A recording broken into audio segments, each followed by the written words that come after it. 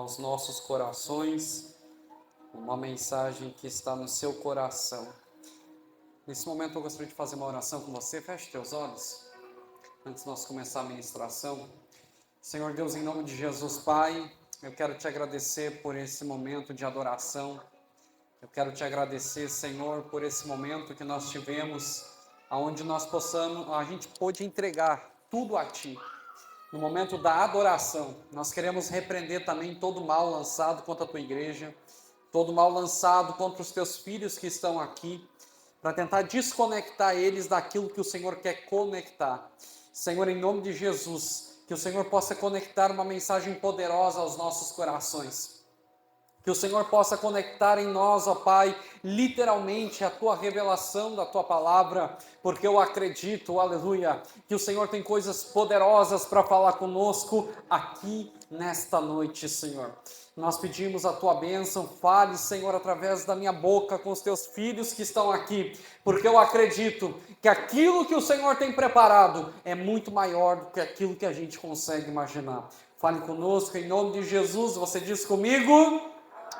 Glória a Deus, aleluia.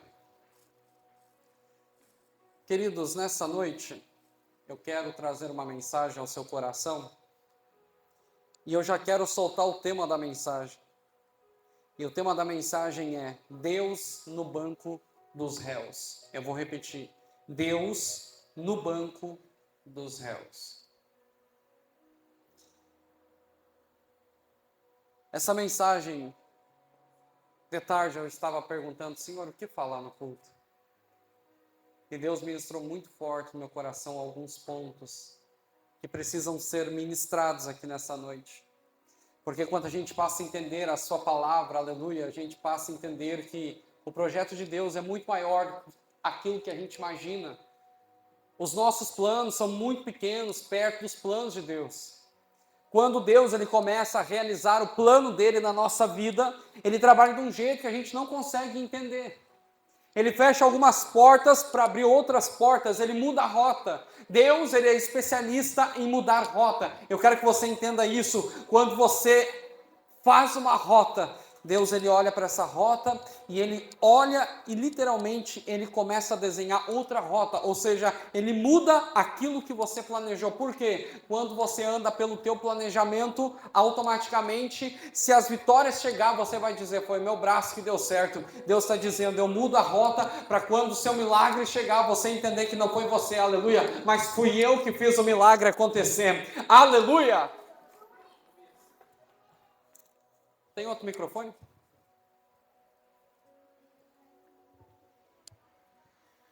E isso é poderoso. É poderoso a gente entender, obrigado. É poderoso a gente entender que, por Deus mudar as rotas, a gente precisa aceitar essas novas rotas. Mas o que acontece é que a gente não aceita essas rotas. O que acontece é que a gente coloca Deus no banco dos réus. E aqui eu vou falar um pouquinho sobre isso, e eu quero que você entenda a introdução de tudo aquilo que vai ser falado. Primeiro, quando a gente fala em réu, a gente fala em um tribunal estabelecido. Segundo, quando a gente fala que Deus está no banco dos réus, a gente entende que uma acusação é formalizada. Terceiro, quando eu falo que existe uma acusação, existe uma defesa. E quarto, depois da defesa, o juiz ele veriga todos os fatos. E aí vem então a sentença lavrada. E é assim que Deus trabalha. E é assim que tudo acontece. E a primeira coisa que eu vejo aqui, sabe o que é? Os acusadores de Deus. Você sabe quem são os acusadores de Deus? Eu quero ler para você um versículo que está lá em Malaquias 2:17. Malaquias,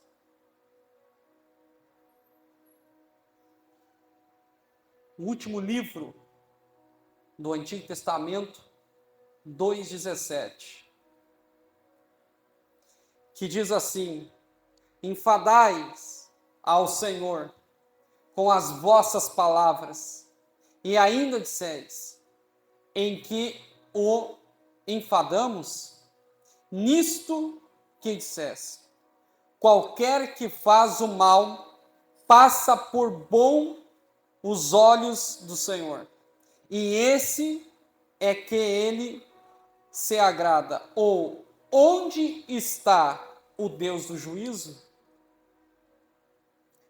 Aqui é literalmente Deus sendo condenado. Traduzindo para você poder entender, o versículo está dizendo que aquilo que acontece de ruim parece que Deus aprova. Aquilo que acontece de tragédia parece que Deus aprova.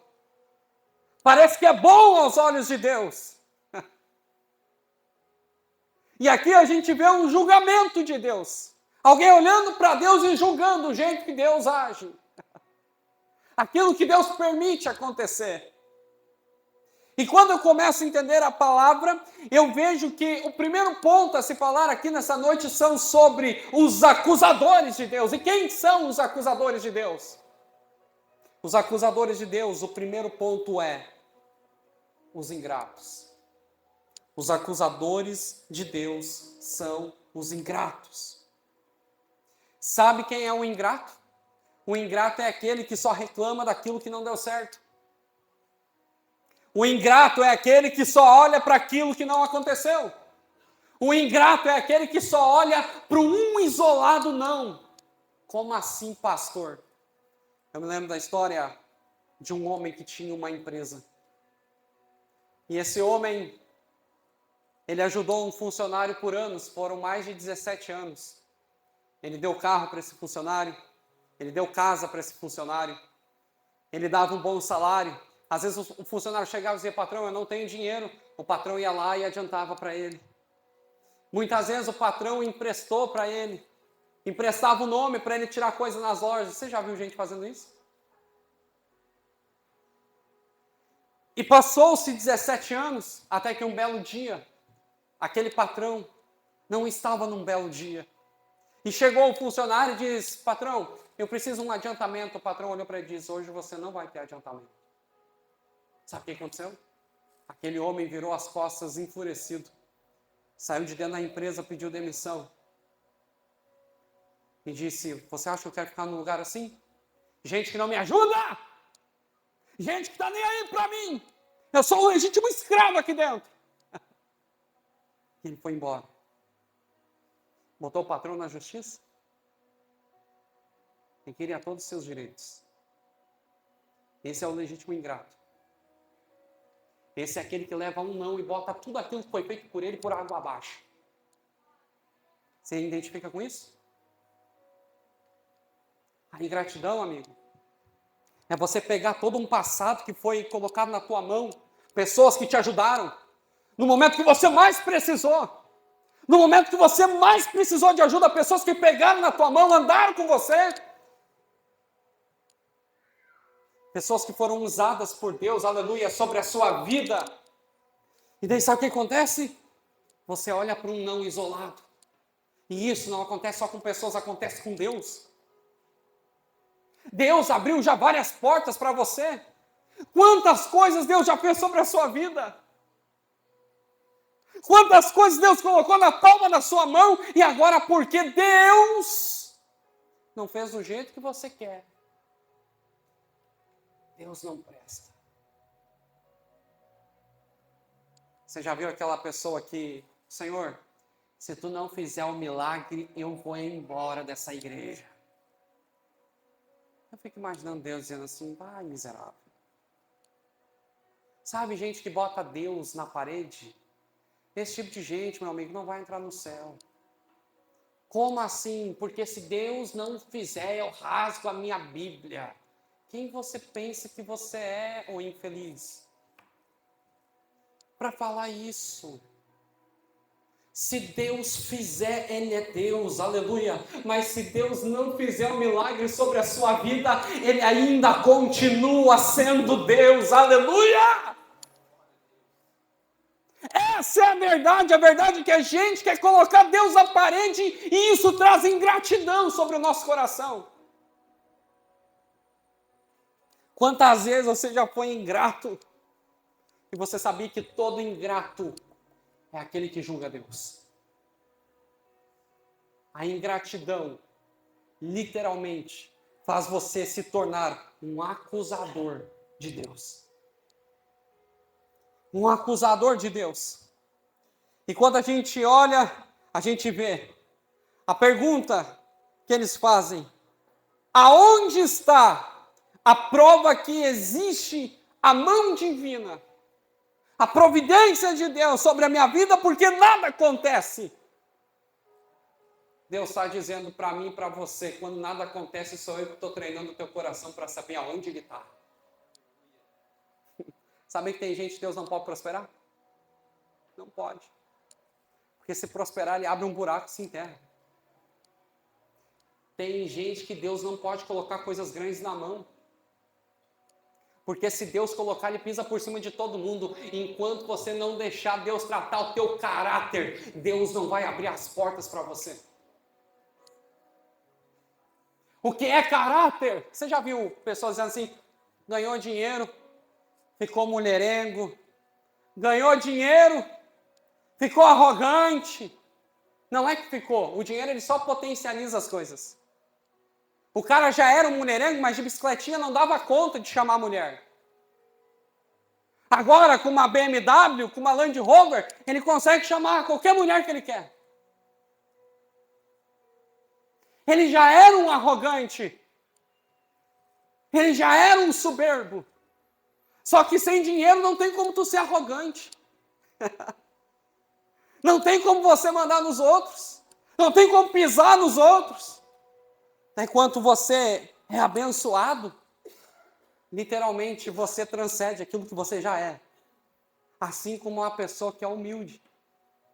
Uma pessoa humilde, quando ganha muito dinheiro, ela fica mais humilde. Você sabia disso? Ela conquista mais pessoas. Ela ajuda mais gente. E Deus está dizendo, aonde está o teu coração?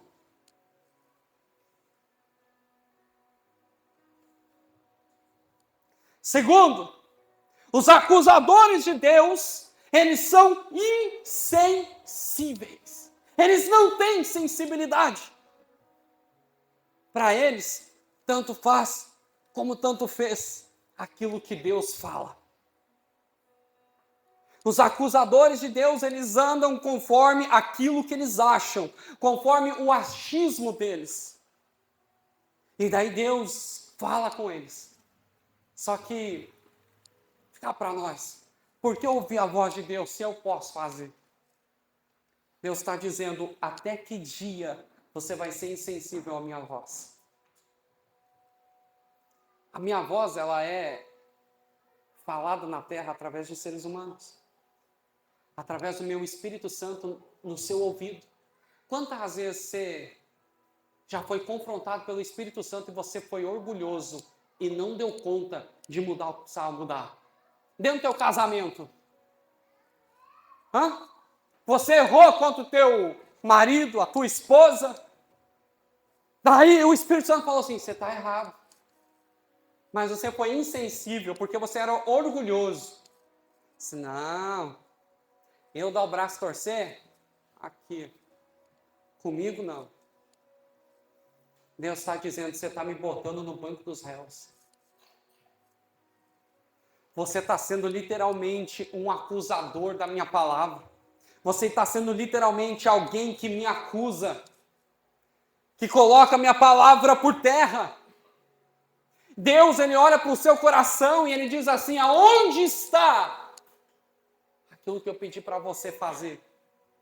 Aonde está aquilo que eu falei para você literalmente fazer? Mas, pastor, eu não sinto. Ei, a sua vida não deve ser um sentimento, deve ser algo que se vive por entendimento.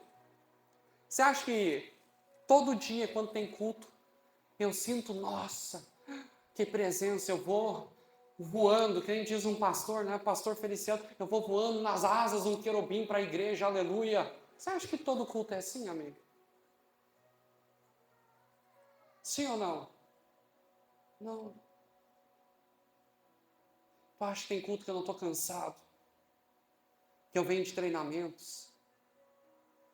Às vezes tem um monte de gente me enchendo meu saco. Um monte de negócio. os que tu mais ajuda, são aqueles que literalmente mais te ferem. E é normal isso aí. É normal. Você acha que tem culto que tu vem por entendimento, não vem por sentimento? Porque se era por sentimento, tu ficava em casa chorando. Se era por sentimento, eu ficava em casa gritando. Mas eu não me movo por sentimento, eu me movo por entendimento, aleluia, daquilo que Deus liberou sobre a minha vida. Quem se move por sentimento, eu estou sentindo, eu vou me mover. Deus está dizendo, enquanto você se move por sentimento, a sua vida vai continuar indo por água abaixo. O sentimento é aquele, alguém vai lá, te fere. Sabe o que o sentimento diz? Dá o tapa de novo. Volta o tapa. Ganhou um tapa no rosto, teu sentimento diz, não dá um tapa, dá um soco. Para ver se essa pessoa abençoada para de incomodar. Mas o entendimento diz assim, se você ganhar um tapa no lado direito, o que tem que fazer? Dá outra face. Ai, meu Deus. Às vezes eu amo. Quantas vezes o Instituto, a gente ouvia as pessoas, sabia de todas as pessoas que falavam o porquê a gente tinha aberto o Instituto.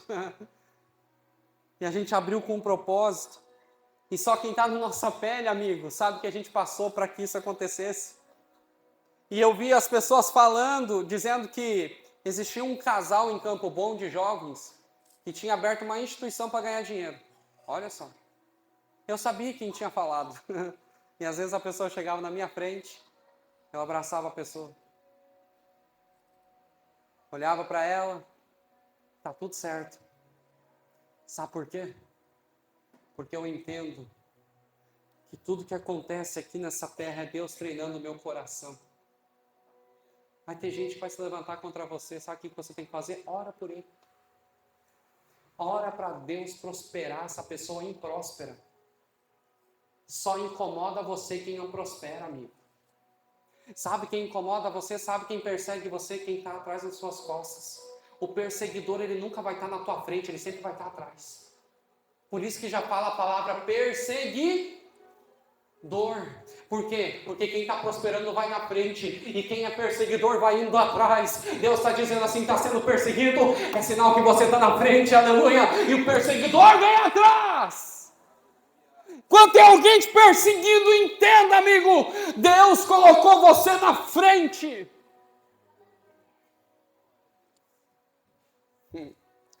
Às vezes eu falo, eu amo que me persigam, porque isso mostra o quão próspero eu sou. Oh, glória.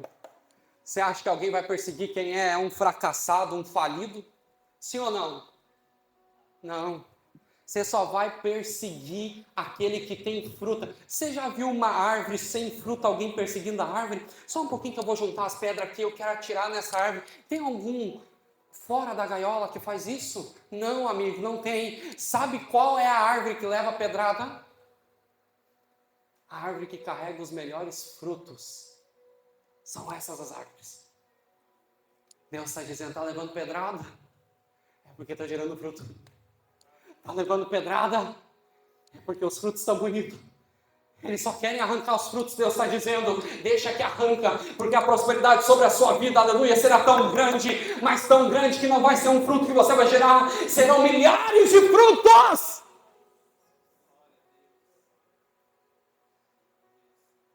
Eu amo que me persigam. Eu amo que fale mal de mim. Porque quanto mais falam mal, aleluia, mais fazem o nome de Jesus crescer. Oh, glória. Uma vez eu vi o pastor Brunet falando, que teve um cara que disse assim para ele, sabe como é que eu te conheci? Ele disse, como? Porque teve um cara que veio para mim e disse assim, não assiste esse cara. Esse cara prega coisas que não vai te acrescentar em nada. Não assiste, cara. Ele disse, isso me fez intrigar. E eu fui assistir você. Quando eu assisti você, eu fui literalmente transformado. E é por isso que eu cheguei até aqui, hein? Os teus perseguidores vão fazer outras pessoas conhecer você, aleluia, e o nome de Jesus será glorificado sobre a sua vida. Oh! É exatamente assim. É assim que o insensível faz. Ele persegue Deus. Ele acusa a Deus. Até que dia você vai acusar Deus sendo ingrato, sendo insensível? Terceiro, os acusadores de Deus são equivocados. Vivem tirando conclusões que não existem. Acontece um negócio e daí ele inventa uma história. Sabe aquela pessoa equivocada? É acusador de Deus. Sabe aquela pessoa que vive contando as histórias? São os acusadores de Deus. O Senhor está dizendo, até que dia você vai ser equivocado daquilo que eu tenho para fazer? Até que dia você literalmente vai viver um achismo na sua vida? Deus, ele tem um plano. E esse plano, muitas vezes a gente se equivoca. E a gente acaba colocando esse plano de Deus literalmente na lona. Por quê? Porque os meus pensamentos são limitados, mas os pensamentos de Deus e os recursos de Deus são ilimitados. Como assim equivocar, pastor? Sabe quando Deus coloca uma promessa na tua mão? E diz para você, você vai ser pai de gerações. Eu vou fazer você crescer. Daí você olha para você e você pensa que você é pequeno.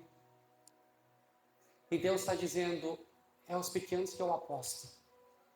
Porque aqueles que pensam que são grandes, quando tudo der certo, eles vão se gloriar. Mas aqueles que reconhecem que só eu posso fazer, são esses que eu uso. Glória. E quando eu falo de pai de geração, pai de multidão, me lembro de Abraão. Deus chamando Abraão. Eu me lembro de Deus chamando Moisés. Moisés era gago, amigo. Moisés não sabia falar. Moisés olha para Deus e diz, como é que tu pode escolher um homem gago que nem eu? Deus olha para Moisés e diz, ei Moisés, eu vou muito além da tua gaguice. Ei Moisés, eu vou muito além dos teus recursos humanos. Ei Moisés, você está se equivocando, você está dizendo que eu sou pequeno para fazer aquilo que eu quero fazer. Deus está dizendo assim, aquela porta que parece ser pequena, é essa porta que eu vou usar, aleluia, para fazer milagres grandes na sua vida. Agora o Espírito Santo me fez lembrar algo. Quando eu lancei o meu livro, eu gostaria muito de lançar o livro pela uma editora boa, para que o livro não viesse morrer no meio do caminho. Porque quando você lança um livro pela uma editora pequena, a tendência dele morrer é muito grande. É quase 99% que o seu livro nunca vai ser lido por ninguém. Só para as pessoas que você vende de forma direta. E era tudo o que eu temia. Eu não queria que o meu livro morresse, a história morresse. E eu me lembro que eu estava chegando em São Paulo. E quando eu cheguei em São Paulo, para ir na conferência do Brunet, um Uber que foi me buscar era uma pessoa que conhecia o Brunet lá no início. E eu comecei a contar minha história para ele. Resumindo, quando eu olhei para aquele homem estava chorando. E ele me apresentou uma pessoa que foi uma pessoa estratégica dentro da casa de destino. E essa pessoa, literalmente, foi uma ferramenta de Deus para que o nosso livro fosse lançado. Só que, o porquê eu estou te falando isso? Eu estou te falando isso para que você possa entender que Deus pode usar um Uber, uma pessoa que está te dando uma carona, alguém que está caminhando no seu lado para abrir uma porta que você nunca imaginou. Mas o problema é que a gente é equivocado. A gente olha as pessoas, a gente julga as pessoas.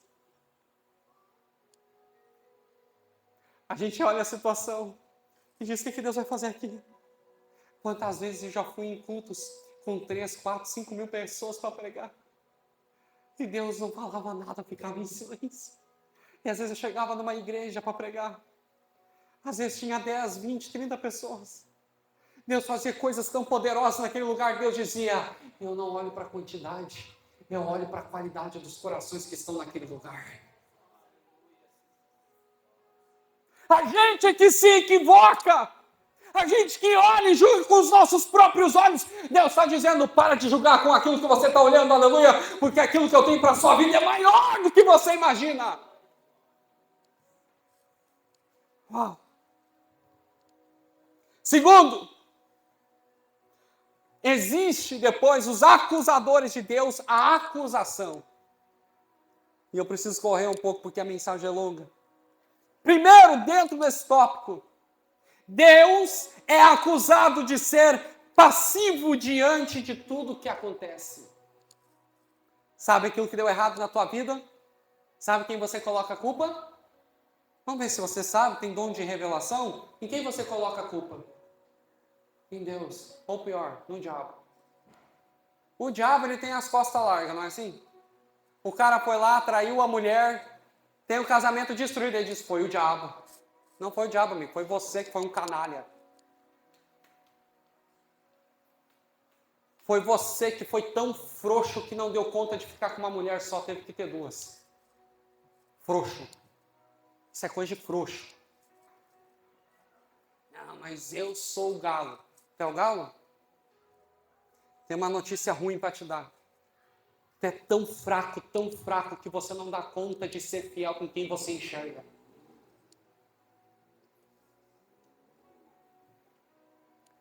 Aí está a acusação de Deus. Aí está aqueles que acusam Deus. Por que isso aconteceu na minha vida? Deus está dizendo: foi você que plantou. Pastor, e as coisas ruins que acontecem? Acontece com crianças, acontece com pessoas que às vezes são boas. E aí? Alguém lá atrás plantou e alguém precisa colher. E tudo acontece com a permissão de Deus. Você imagina só as pessoas olhando para a vida de Jó. Sabe o que aconteceu com Jó? O diabo vem até a presença de Deus. E ele chega até Deus e diz: está vendo aquele homem fiel lá embaixo na terra? Você está vendo ele? Ele só é fiel a ti porque ele tem tudo. Se tu tirar os filhos, se tu tirar o dinheiro, se tu tirar tudo que ele tem, eu duvido que ele vai ser fiel. Sabe o que Deus falou? Tu quer tocar? Quero. Então você tem a minha permissão. Deus não mandou o diabo tocar. Deus só permitiu que ele tocasse. Olha que forte. Sabe o que Deus falou para o diabo? Você pode tocar em Jó, mas você não vai tirar a vida dele. Como assim? O diabo desceu lá embaixo e fez um estrago. Levou os filhos. Levou tudo que ele tinha de material. Tirou a saúde dele. Mas não tocou na vida de Jó. Como assim? Além de Jó ficar vivo, a esposa de Jó ficou viva. Olha que forte isso. Quando você casa, você é um só. Jó era casado. Então, quando Deus olha para o diabo e diz: não toca na vida de Jó, Deus está dizendo: na vida de Jó e na esposa tu não vai tocar. Deus está abrindo um negócio aqui no meio, viu? Tem muita coisa que você enfrenta dentro da tua casa que não é culpa tua, é culpa do teu marido. Senhor, eu sou fiel contigo, mas o teu marido é um canalha. Ou vice-versa. O marido é fiel, mas a esposa vive fora do propósito. A esposa vive fora do propósito. É um só, amigo. É uma vida só. Quando você faz errado dentro do teu casamento, não está destruindo só a tua vida, você está destruindo a vida da pessoa que está no teu lado. Porque é uma vida só. E quando você passa a entender que a acusação contra Deus, aleluia, são as indagações, porque Deus permite isso. É porque a gente planta. E às vezes a gente nem sabe que quem está do nosso lado está plantando errado e tem que colher. Segundo, a gente pode ver como Jeremias: justo é o Senhor quando entrou comigo num pleito. Contudo, falarei contigo dos teus juízos. E a gente pode acompanhar aqui. Porque prospera o caminho dos perversos. Olha que forte isso. Presta atenção. E vivem em paz todos os que procedem perfidamente. Sabe quando a gente olha alguém que parece ser perverso, parece que está, sabe, fora dos caminhos do Senhor, faz uma vida tudo errado e parece que prospera. E você que está buscando aquilo que é certo, parece que não dá certo. Daí você questiona, mas por que essa pessoa dá certo e eu não? Por que essa pessoa prospera e eu não? Parece que a grama do vizinho é mais verde que a sua. Você sabia que existe coisas hereditárias? Tanto maldição como bênção. Às vezes, foi a avó, a tataravó, que orou pelaquela pessoa antes dela existir. E mesmo, porque Deus ele é fiel, aleluia, e mesmo essa pessoa fazendo tudo errado, às vezes mesmo assim ela é abençoada. Porque alguém literalmente pagou o preço lá atrás. Só que você fazendo tudo errado, essa pessoa que está fazendo tudo errado, sabe o que ela está fazendo? Ela está plantando árvores que vão gerar frutos totalmente malditos para as próximas gerações e para a geração dela. Tudo que se planta colhe. E aqui a gente pode ver vários exemplos. Abacuque, até quando, Senhor, clamarei eu e tu não me responderá? Quantas vezes você fala isso para Deus? Senhor, até que dia eu vou orar? Até que dia eu vou pedir? Até que dia eu vou bater na porta e o milagre não vai acontecer? É acusação contra Deus. A gente pode ver vários exemplos. Exemplos como calamidades, exemplos como injustiça social e depravação moral. Segundo, Deus é acusado de ser parcial ou imoral em seus julgamentos. E aqui a gente pode ver que muitas vezes Deus ele é julgado, condenado por não fazer juízo com os outros. Já aconteceu isso contigo? Porque Deus não mata aquele infeliz. Faz tudo errado. Porque Deus não tira a vida daquele cara que estuprou uma criancinha. Faz acusação contra Deus.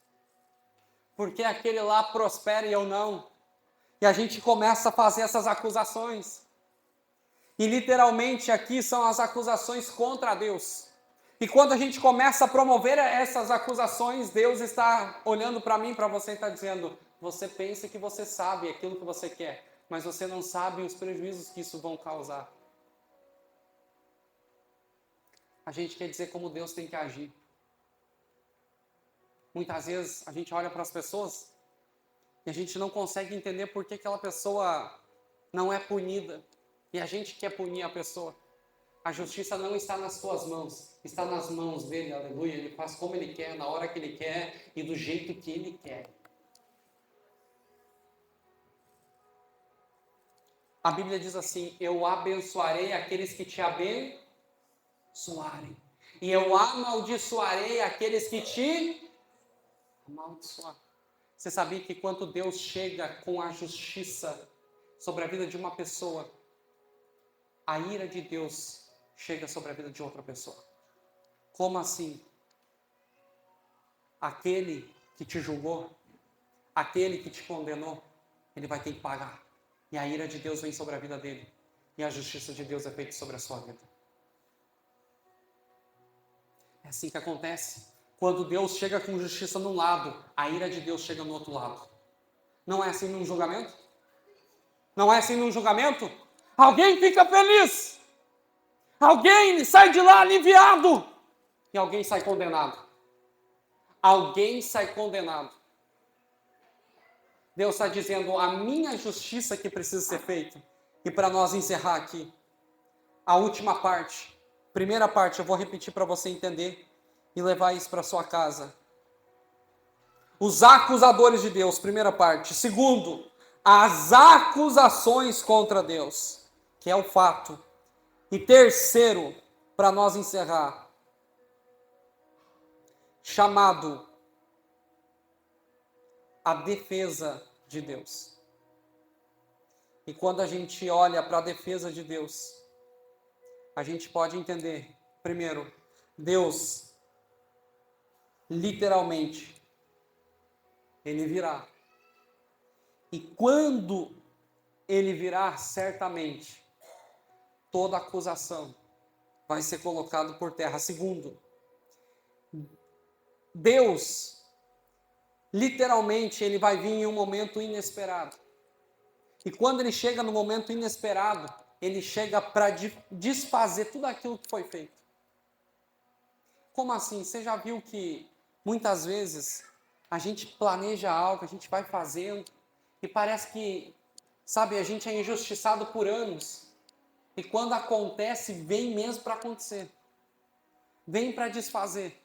E é assim que Deus faz. Ele chega chegando e quando Ele chega de uma forma inesperada, literalmente as pessoas são surpreendidas. Terceiro, a defesa de Deus ela é tão poderosa. O Deus do juízo, Ele virá oportunamente. Quarto, o Deus do juízo virá de forma majestosa. Quinto, o Deus do juízo virá de forma de arrependimento.